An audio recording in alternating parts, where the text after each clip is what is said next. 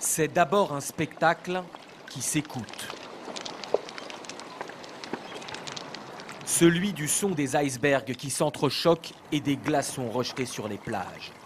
Le plus grand glacier d'Europe s'écoule ici, sur la côte sud de l'Islande. À ce groupe de touristes français, il offre un peu plus loin, sur la plage de sable noir de Jökulsárlón, le décor d'un autre monde.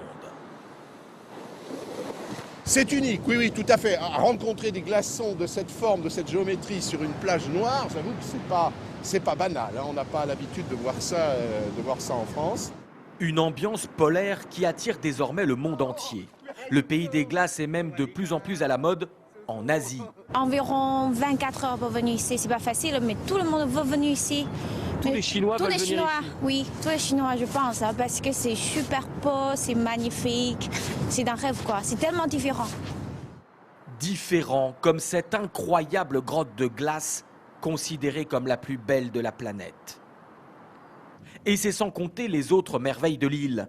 Des paysages sauvages, la plus faible densité de population d'Europe, mais la plus forte concentration de volcans, une géologie inconnue pour la plupart des visiteurs.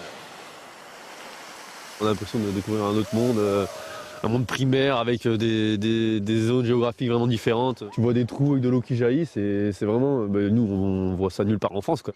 C'est ce tourisme qui a permis à l'Islande, en quasi-faillite il y a quelques années, de remonter la pente.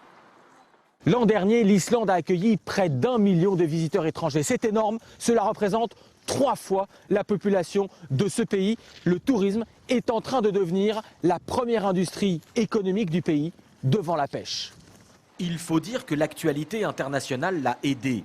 Ce guide francophone l'a constaté, à la chaleur de la Tunisie ou de l'Égypte, les touristes n'hésitent plus à préférer le froid islandais, plus sécurisant.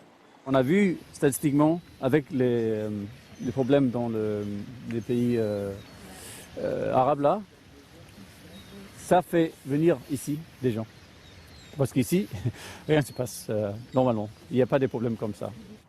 Les touristes viennent aussi jour et nuit, car voici comment le même endroit se transforme sous les aurores boréales. Elles peuvent survenir n'importe quand.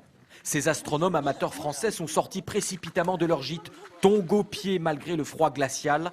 Qu'importe, la récompense est à la hauteur. Spectacle unique, fabuleux, et je ne m'attendais pas du tout en venant ici à voir un spectacle aussi merveilleux. Je crois d'ailleurs que mes copains de l'Observatoire vont être tout à fait séduits et étonnés par les photos que j'ai pu réaliser ce soir. Ils n'auront pas regretté d'avoir cédé à la nouvelle mode de l'Islande.